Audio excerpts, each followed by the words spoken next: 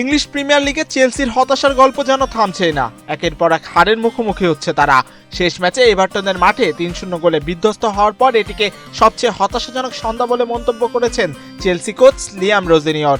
এই হারে টানা ৪ ম্যাচে পরাজয়ের মুখ দেখল চেলসি। এর আগে প্যারিসের কাছে চ্যাম্পিয়ন্স লিগে 2 লেগ মিলে ৮-২ গোলের বড় হার এবং লিগে নিউক্যাসলের বিপক্ষেও হার। Gold's Gym across 30+ countries with over 700+ locations worldwide. Train anywhere, belong everywhere. দলটির দুরবস্থা আরও স্পষ্ট করেছে। আক্রমণ ভাগের ব্যর্থতা সবচেয়ে বড় উদ্বেগ, আর তাই টানা ৩ ম্যাচে গোলহীন রয়েছে দ্য ব্লুজরা।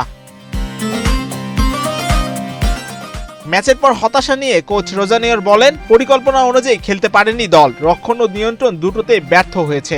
অন্যদিকে খারাপ পারফরমেন্সে ক্ষুব্ধ সমর্থকদের একটি বড় অংশ ম্যাচ শেষ হওয়ার আগে স্টেডিয়াম ছাড়েন। চেলসি এই মৌসুমের লক্ষ্য অপরিবর্তিত রাখলেও এভারটনের বিপক্ষে হারের পর কোচ রোজানিয়রের উপর বেশ চাপ পড়েছে।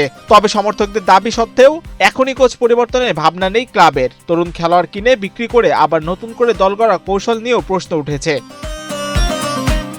এ বিষয়ে সাবেক তারকা ওয়েন রুনি বলেন, আপনি যদি সফল হতে চান, শিরোপা জিততে চান, তাহলে দলে অভিজ্ঞ ও মানসম্পন্ন খেলোয়াড় থাকা জরুরি। প্রতিটি সফল দলের মধ্যেই এর ভারসাম্য থাকে। কিন্তু যদি শুধু তরুণ খেলোয়াড় কিনে বিক্রি করে আবার নতুনদের নিয়ে দল গড়ার মডেলে এগোতে চান, তাহলে সফল হওয়া খুবই কঠিন হয়ে যাবে দলের জন্য। তবে পরিস্থিতি কঠিন হলেও আপাতত কোচ পরিবর্তনে কথা ভাবছে না চেলসি, যদিও অনেকের কাছেই পরিষ্কার যে দায়িত্ব সামলাতে হিমশিম খাচ্ছেন রোজানিয়র। এদিকে চেলসির লক্ষ্য চ্যাম্পিয়ন্স লিগে খেলা নিশ্চিত করা, আর হাতে আছে মাত্র ৭টি ম্যাচ, যা বাকি থাকায় সাম্প্রতিক ব্যর্থতা কাটিয়ে দল থেকে কাঙ্ক্ষিত পারফরমেন্স বের করে আনা এখন বর্তমান কোচ ও দলের জন্য বড় চ্যালেঞ্জ। মাহিউজ্জামান, বাংলাদেশ প্রতিদিন।